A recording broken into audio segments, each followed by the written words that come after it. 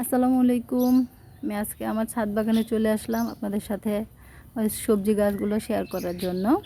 এটা হচ্ছে একটা প্লাস্টিকের ড্রামকে লম্বালম্বি করে কেটে এখানে আমি বীজ বপন করেছিলাম আগে, কিন্তু এখানে যে গাছগুলো দেখতে পাচ্ছেন একটাও আমি বীজ রোপণ করিনি।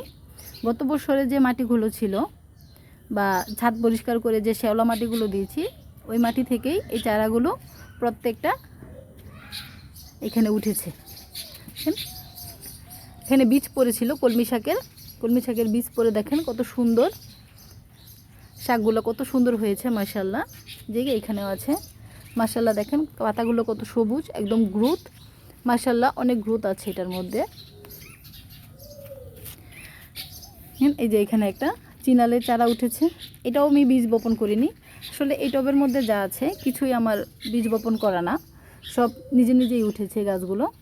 যে এখানে একটা মুলামের চারা, দেখেন পাতাগুলো কি সবুজ, একদম সবুজ, প্রত্যেকটা চারার পাতা অনেক সুন্দর, একদম সবুজ। এই যে করলার চারা, যে লতা বেয়ে গেছে, এগুলো উপরে টালে উঠিয়ে দিব। এই যে টমেটোর চারা, প্রচুর পরিমাণে টমেটোর চারা উঠেছে। তা সবগুলো রাখবো না, কিছু কিছু বাছাই করে অন্য জায়গায় লাগিয়ে দিব। দেখেন এই যে আরেকটা করলার চারা,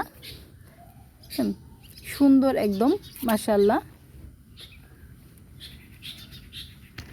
এই যে এখানে নিচে আবার কলমি শাকের চারা উঠেছে, এই যে কলমি শাক। আরও একটা করলার চারা আছে এখানে, এই যে দেখেন তিনটা করলার চারা উঠেছে এখানে, একটা মুলামের চারা আর একটা চিনালের চারা। এরপরে দেখেন এখানে এই যে পুঁই শাক, দেখেন কত সুন্দর হয়ে পুঁই শাকের চারাগুলো উঠেছে এখানে।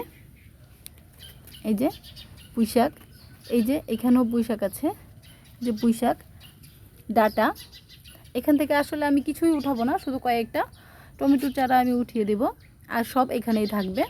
আমার এই ড্রামের উপরে যে মাচা আছে, এই মাচাতে আমি উঠিয়ে দিব। এই যে একটা, এটাকে আমরা আসলে টকপাতা বলি, কে কী নামে চিনে সেটা জানি না, কিন্তু আমরা এটাকে টকপাতা বলি। এই পাতাগুলো আমরা ভর্তা করে খাই। এর ফল দিয়েও, এটার মধ্যে যে সুন্দর ফল হয়, ফল দিয়ে টক রান্না করে খাওয়া যায়। দেখেন মাশাআল্লাহ, আমার ড্রামটা পুরো ভর্তি হয়ে গেছে চারা উঠে, পুরো ড্রামটা একদম ভরপুর। আসলে ছাদ বাগানে সবজি করতে একটু পরিশ্রম বেশি, কিন্তু এরকম সুন্দর সবজি দেখলে করতে আরও অনেক উৎসাহ জাগে অনেক। ছাদ বাগানে সবজি কম হয়, কিন্তু এতটুক হলেই অনেক শান্তি লাগে, অনেক ভালো লাগে। যে সবজিগুলো, শাকগুলো, কলমি শাকগুলো আমি আর দুদিন পরে কেটে নিব। আমি মাত্র এক সপ্তাহ হবে কেটে নিয়েছি এখান থেকে। এই যে এখান থেকে আমি কেটে নিয়ে রান্না করেছি,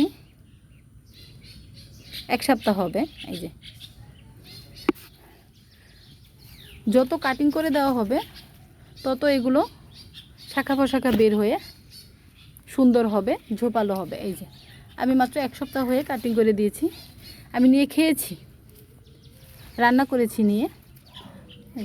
আবার এক সপ্তাহ পরে এই যে আবার এখন নিতে পারবো, আবার দুদিন পরে নিব এটি।